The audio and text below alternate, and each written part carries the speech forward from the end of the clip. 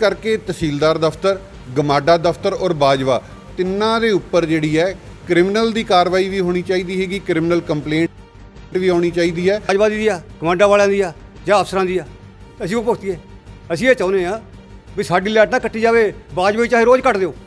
Jarnail Singh Bajwa developer है जी BDL आती हो रही है भी अज आज़ादी वाले दिन असी बिना लाइट तो कुछ एरिया जरा बिना लाइट तो बैठे हैं।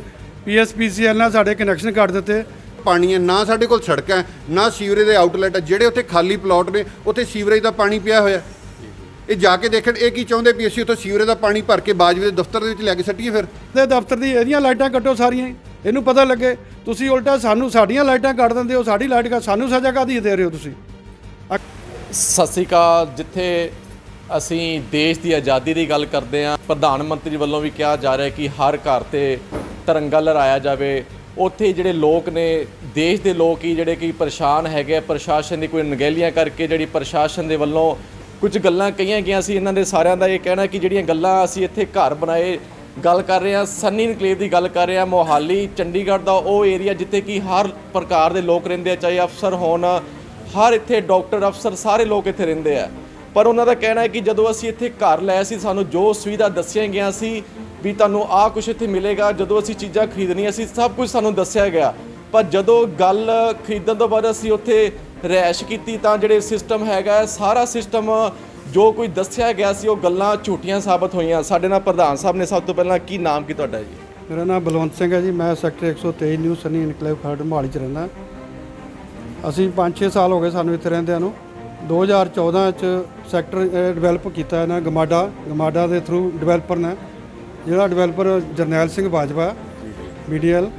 ਔਰ ਡਿਵੈਲਪਰ ਜਦੋਂ ਸੈਕਟਰ ਡਿਵੈਲਪ ਹੁੰਦਾ ਕੁਝ ਕੰਡੀਸ਼ਨਾਂ ਹੁੰਦੀਆਂ ਡਿਵੈਲਪਰ ਦੇ ਉੱਤੇ ਕੰਡੀਸ਼ਨਾਂ ਲਾਉਂਦਾ ਗਮਾਡਾ, ਲੇਕਿਨ ਜੋ ਗਮਾਡਾ ਨੇ ਇੱਥੇ ਕੰਡੀਸ਼ਨਾਂ ਲਾਈਆਂ ਉਹਨੂੰ ਇੱਕ ਵੀ ਇਹਨ ਕੰਡੀਸ਼ਨ ਨੂੰ ਪੂਰਾ ਨਹੀਂ ਕੀਤਾ। ਪਹਿਲੀ ਗੱਲ ਇਹ ਆ ਵੀ ਇੰਫਰਾਸਟ੍ਰਕਚਰ ਜਿਹੜਾ ਪੂਰਾ ਪਾਉਣਾ ਹੈ, ਉਸ ਤੋਂ ਬਾਅਦ ਕੰਪਲੀਸ਼ਨ ਸਰਟੀਫਿਕੇਟ ਲੈਣਾ, ਇੰਫਰਾਸਟ੍ਰਕਚਰ ਪੂਰਾ ਪਾ ਕੇ ਕੰਪਲੀਸ਼ਨ ਸਰਟੀਫਿਕੇਟ ਗਮਾਡਾ ਤੋਂ ਲੈਣਾ, ਔਰ ਇੱਕ ਸੀਵਰੇਜ ਟ੍ਰੀਟਮੈਂਟ ਪਲਾਂਟ ਜਿਹੜਾ ਮੇਨ ਸਭ ਤੋਂ ਮੇਨ ਚੀਜ਼ ਹੈਗੀ ਆ ਉਹ ਬਣਾ ਕੇ ਉਸ ਤੋਂ ਬਾਅਦ ਹੀ ਇਹ ਪਲਾਟ ਸੇਲ ਕਰ ਸਕਦਾ।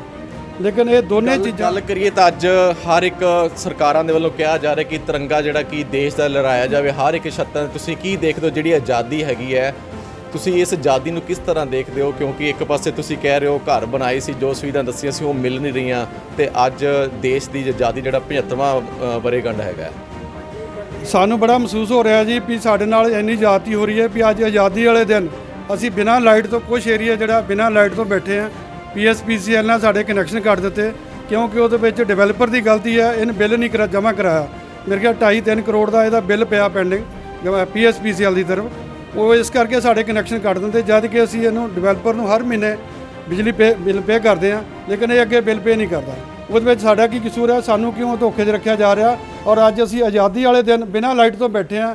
ਇਹ ਬੜੀ ਮੰਦਭਾਗੀ ਗੱਲ ਹੈ, ਇਹ ਸਾਰੇ ਦੇਸ਼ ਵਾਸਤੇ ਔਰ ਗੌਰਮੈਂਟ ਵਾਸਤੇ ਬੜੀ ਮਾੜੀ ਗੱਲ ਹੈ ਵੀ ਅਸੀਂ ਅੱਜ ਸਾਡੇ 15 ਅਗਸਤ ਪਰਸੋਂ ਨੂੰ ਹੈ ਔਰ ਅੱਜ ਤੋਂ ਹੀ ਸਾਨੂੰ ਬਿਨਾਂ ਬਿਜਲੀ ਤੋਂ ਇਹਨਾਂ ਨੇ ਬਿਠਾ ਤੇ। ਸਾਡੇ ਸਾਰਿਆਂ ਵਾਸਤੇ ਬੜੀ ਮਾੜੀ ਗੱਲ ਹੈ।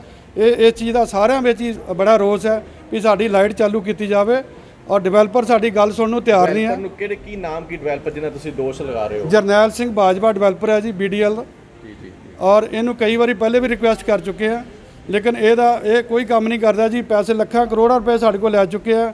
ਪਰ ਪਲਾਟ ਅਸੀਂ ਇਹਨੂੰ 2200-2300 ਰੁਪਏ ਪਰ ਗਜ ਦੇ ਹਿਸਾਬ ਨਾਲ ਇਹਨੂੰ EDC ਦਿੰਦੇ ਆ, ਲੇਕਿਨ ਇੰਨੀ EDC ਦੇਣ ਦੇ ਬਾਵਜੂਦ ਵੀ ਸਾਡਾ ਕੋਈ ਵੀ ਕੰਮ ਸਿਰੇ ਨਹੀਂ ਚੜਿਆ। ਨਾ ਸਾਡੀ ਅੱਜ ਤੱਕ ਸੀਵਰੇਜ ਟ੍ਰੀਟਮੈਂਟ ਪਲਾਂਟ ਜਿਹੜਾ ਉਹ ਤਿਆਰ ਕੀਤਾ ਹੈ, ਜਦ ਕਿ ਉਹ ਸਭ ਤੋਂ ਪਹਿਲੇ ਬਣਾਉਣਾ ਚਾਹੀਦਾ ਸੀ, ਉਹ ਅੱਜ ਤੱਕ ਨਹੀਂ ਬਣਿਆ। ਨਾ ਸਾਨੂੰ ਪਤਾ ਵੀ ਬਣੇਗਾ ਵੀ ਕਿ ਨਹੀਂ ਬਣੇਗਾ, ਜਿਹਦੇ ਬਾਰੇ ਵੀ ਅਸੀਂ ਸਾਰੇ ਅਫਸਰਾਂ ਨਾਲ, ਗਮਾਡਾ ਨਾਲ, ਪੁੱਡਾ ਨਾਲ ਵੀ ਮੀਟਿੰਗਾਂ ਵੀ ਕੀਤੀਆਂ। ਉਲਟਾ ਸਾਡੇ ਪੋਲੂਸ਼ਨ ਡਿਪਾਰਟਮੈਂਟ ਪਟਿਆਲਾ ਨੇ ਸਾਡੇ DC ਸਾਹਿਬ ਨੂੰ ਮਿਲੇ ਆ, ADC ਸਾਹਿਬ ਮਿਲੇ ਆ, SDM ਸਾਹਿਬ ਦੇ ਵੀ ਆਰਡਰ ਹੈਗੇ ਵੀ 6 ਮਹੀਨੇ ਦੇ ਵਿੱਚ STP ਬਣਾਏਗਾ, ਸੜਕਾਂ ਡਿਵੈਲਪ ਕਰੇਗਾ ਔਰ ਇੰਫਰਾਸਟ੍ਰਕਚਰ ਜੋ ਵੀ ਹੈ ਪਾਏਗਾ, ਬੇਸਿਕ ਅਮੈਨਿਟੀਜ਼ ਉਹ ਦੇਵੇਗਾ। ਲੇਕਿਨ ਉਸ ਦੇ ਬਾਵਜੂਦ ਵੀ ਇਹ ਕੁਝ ਨਹੀਂ ਕਰ ਰਿਹਾ। ਕੁਛ ਏਰੀਆ ਦੇ ਵਿੱਚ ਚੰਦ ਏਰੀਆ ਜਿੱਥੇ ਇਹਨੂੰ ਕੁਛ ਜਿਹੜੇ ਇਹਦੇ ਕੁਛ ਇਹਦੀ ਹਮਾਇਤੀ ਬੰਦੇ ਆ ਉੱਥੇ ਸਾਰਾ ਕੁਝ ਕਰ ਰਿਹਾ। ਬਾਕੀ ਸਾਡੇ ਸੈਕਟਰ ਵਿੱਚ ਜਿੰਨੀ ਡਿਵੈਲਪਮੈਂਟ ਇਹਨੂੰ ਕਰਨੀ ਚਾਹੀਦੀ ਸੀ ਉਹਨਾਂ ਇੰਫਰਾਸਟ੍ਰਕਚਰ ਨਹੀਂ ਪਾ ਰਿਹਾ।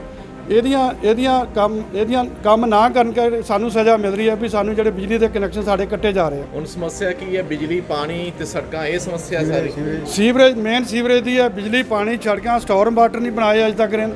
ਬਾਰਿਸ਼ ਆਉਂਦੀ ਹੈ, ਸੜਕ ਕੋਈ ਕਿਤੇ ਬਣੀ ਹੈ ਤੇ ਉਹ ਖਰਾਬ ਹੋ ਜਾਂਦੀ ਹੈ ਅਸੀਂ ਗਵਰਨਮੈਂਟ ਦੇ ਅੱਗੇ ਇਹੋ ਹੀ ਅਪੀਲ ਕਰਦੇ ਹਾਂ ਸਰਕਾਰ ਨੂੰ ਵੀ ਪਲੀਜ਼ ਇਹਦੇ ਥਰੂ ਸਾਡੇ ਕੰਮ ਕਰਾਏ ਜਾਣ, ਕਿਉਂਕਿ ਅਸੀਂ ਲੱਖਾਂ ਕਰੋੜਾਂ ਰੁਪਈਆ ਅਸੀਂ ਇਹਨੂੰ ਦੇ ਚੁੱਕੇ ਹਾਂ। ਹੋ ਸਕਦਾ ਐਮਸੀ ਜਮ੍ਹਾਂ ਕਰਾਇਆ ਕਿ ਨਹੀਂ ਕਰਾਇਆ, ਔਰ ਗਮਾਡਾ ਜਮ੍ਹਾਂ ਕਰਾਇਆ ਕਿ ਨਹੀਂ ਕਰਾਇਆ, ਇਹ ਚੀਜ਼ ਦਾ ਸਾਡੇ ਕੋਲ ਪ੍ਰੂਫ ਹੈ ਵੀ ਉਹ ਕਹਿੰਦੇ ਸਾਡੇ ਕੋਲ ਏਡੀਸੀ ਜਮ੍ਹਾਂ ਨਹੀਂ ਕਰਾਇਆ, ਤੇ ਇਹ ਜਮ੍ਹਾਂ ਵੀ ਨਹੀਂ ਕਰਾਉਂਦਾ ਪੈਸੇ ਤੇ ਸਾਨੂੰ ਸਹੂਲਤਾਂ ਵੀ ਨਹੀਂ ਦੇ ਰਿਹਾ, ਤੇ ਇਹ ਸਾਡੇ ਵਾਸਤੇ ਬੜੀ ਮੰਦਭਾਗੀ ਗੱਲ ਹੈ। ਦਫ਼ਤਰ ਦੀ ਲਾਈਟ ਚਲੀ ਗਈ ਹੈ।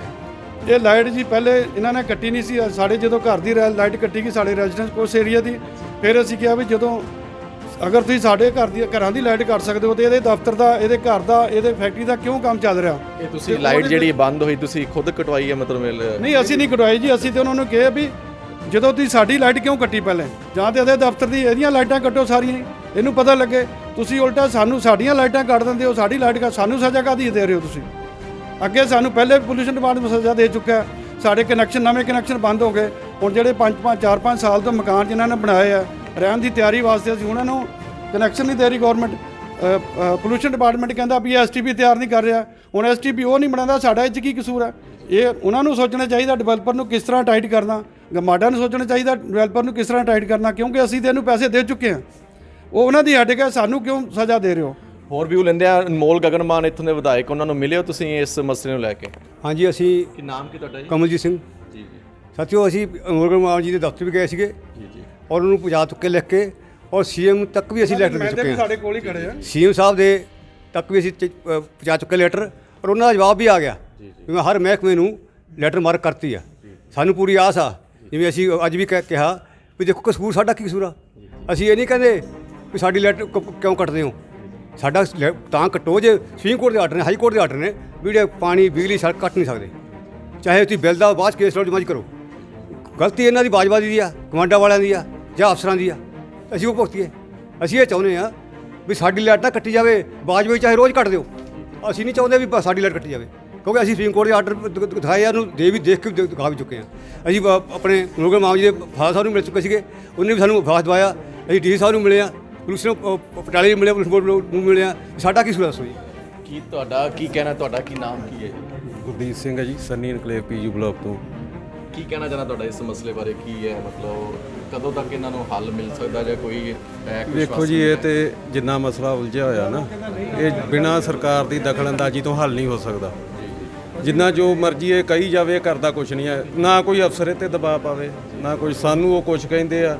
ਇਹਦੇ ਤੇ ਕੋਈ ਅਜੇ ਤੱਕ 6 ਮਹੀਨੇ ਹੋ ਗਏ ਨਵੀਂ ਸਰਕਾਰ ਬਣੀ ਨੂੰ, ਸਾਨੂੰ ਉਮੀਦ ਸੀਗੀ ਵੀ ਸ਼ਾਇਦ ਹੁਣ ਇਹ ਟਾਈਟ ਹੋ ਜਾਊਗਾ, ਪਰ ਇਹ 'ਤੇ ਉਸ ਤੋਂ ਬਾਅਦ ਵੀ ਕੋਈ ਅਸਰ ਨਹੀਂ ਹੈ। ਇਹ ਆਉਂਦੇ ਆ ਇੱਥੇ, ਸਾਨੂੰ ਰਿਟਰਨ 'ਚ ਵੀ ਲੋਲੀਪੌਪ ਦੇ ਦਿੰਦਾ, ਮੂੰਹ ਜ਼ਬਾਨੀ ਵੀ ਦੇ ਦਿੰਦਾ, ਕਰਦਾ ਕੁਛ ਨਹੀਂ। ਪਾਣੀ ਪੂਣੀ ਪਿਆਉਂਦੇ ਕਿ ਨਹੀਂ? ਗਰਮੀ ਬਹੁਤ ਹੈ। ਪਾਣੀ ਤੇ ਚਲੋ ਪਿਆਊਗਾ ਜੀ, ਪਾਣੀ ਦੇ ਸਾਡੇ ਹੀ ਪੈਸੇ ਲੱਗੇ ਆ, ਇਹਦਾ ਕੀ ਲੱਗਾ ਇੱਥੇ? ਪਾਣੀ ਦਾ ਥੋੜਾ ਪਾਣੀ ਸਾਡਾ ਜੀ। ਪਾਣੀ ਨਾ ਪਿਆਊਗਾ ਤੇ ਫਿਰ ਇਹਦਾ ਹੁੱਕਾ ਪਾਣੀ ਬੰਦ ਹੋ ਜਾਊਗਾ।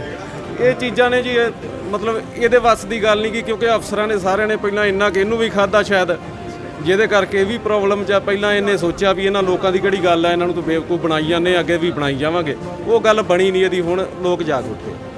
ਕੀ ਨਾਮ ਕੀ ਤੁਹਾਡਾ ਜੀ? ਮੇਰਾ ਨਾਮ ਲਜਵੰਤ ਸਿੰਘ ਵਿਰਕ ਹੈ ਜੀ, ਮੈਂ ਐਡਵੋਕੇਟ ਹਾਂ ਹਾਈ ਕੋਰਟ ਦੇ ਵਿੱਚ। ਔਰ ਸਮੱਸਿਆ ਬੜੀ ਗੰਭੀਰ ਹੈਗੀ ਹੈ ਇਸ ਏਰੀਏ ਦੀ। ਪਿਛਲੇ 5 ਸਾਲਾਂ ਤੋਂ ਸੈਕਟਰ 123, 124, 125 ਵਸਿਆ ਹੋਇਆ ਹੈਗਾ, ਜਿੱਥੇ ਪੂਰੀ ਵਸੋਂ ਹੈਗੀ ਹੈ, ਪਰ ਉਹਦੇ ਬਾਵਜੂਦ ਨਾ ਤਾਂ ਉੱਥੇ ਸੜਕਾਂ ਨੇ, ਨਾ ਬਿਜਲੀ ਦਾ ਕੋਈ ਪ੍ਰਬੰਧ ਹੈ, ਨਾ ਸੀਵਰੇਜ ਦਾ ਕੋਈ ਆਊਟਲੈਟ ਆ ਉੱਥੇ। ਔਰ ਜੋ ਇੱਥੋਂ ਦੇ ਸਰਕਾਰ ਹੈ ਜਿਹੜੀ ਇੱਥੋਂ ਦੀ, ਬਾਜਵਾ ਡਿਵੈਲਪਰ ਆਪਣੇ ਆਪ 'ਚ ਇੱਥੋਂ ਦੀ ਸਰਕਾਰ ਹੀ ਹੈ, ਔਰ ਇੱਥੋਂ ਦੇ ਰੈਜ਼ੀਡੈਂਸ ਤੋਂ ਈਡੀਸੀ ਲੈ ਚੁੱਕਿਆ ਐਕਸਟਰਾ ਡਿਵੈਲਪਮੈਂਟ ਚਾਰਜਿਸ। ਉਹਦਾ ਮਤਲਬ ਇਹ ਹੋਇਆ ਵੀ ਐਕਸਟਰਾ ਡਿਵੈਲਪਮੈਂਟ ਚਾਰਜਿਸ ਵੀ ਉਹਦੇ ਵਿੱਚ ਸੜਕਾਂ ਪ੍ਰੋਵਾਈਡ ਕਰਨੀਆਂ ਨੇ, ਸੀਵਰੇਜ ਪ੍ਰੋਵਾਈਡ ਕਰਨਾ ਹੈਗਾ, ਬਿਜਲੀ ਦੇ ਕਨੈਕਸ਼ਨ ਪ੍ਰੋਵਾਈਡ ਕਰਨੇ, ਬੇਸਿਕ ਕਮਿਊਨਿਟੀਜ਼ ਕੰਪਲੀਟ ਕਰਨੀਆਂ ਨੇ। ਔਰ ਬੇਸਿਕ ਕਮਿਊਨਿਟੀਜ਼ ਕੰਪਲੀਟ ਕਰਨ ਤੋਂ ਬਾਅਦ ਹੀ ਜਿਹੜਾ ਡਿਵੈਲਪਰ ਹੈ ਉਹਨੂੰ ਹੱਕ ਬਣਦਾ ਹੈਗਾ ਆਪਣੇ ਪਲਾਟ ਸੇਲ ਕਰਨ ਦਾ। ਔਰ ਜਿਹੜੀ ਉਹ ਕੰਪਲੀਸ਼ਨ ਸਰਟੀਫਿਕੇਟ ਜਦੋਂ ਮਿਲਦਾ ਹੈ ਗਮਾਡਾ ਤੋਂ, ਉਸ ਤੋਂ ਬਾਅਦ ਹੀ ਤਹਿਸੀਲਦਾਰ ਦਫ਼ਤਰ ਜਿਹੜਾ ਹੈ ਉਹਨੂੰ ਰਜਿਸਟਰੀ ਕਰਵਾ ਸਕਦਾ ਹੈਗਾ ਜਿਹੜੇ ਚਾਹਵਾਨ ਨੇ ਉੱਥੇ ਪਲਾਟ ਖਰੀਦਣ ਦੇ।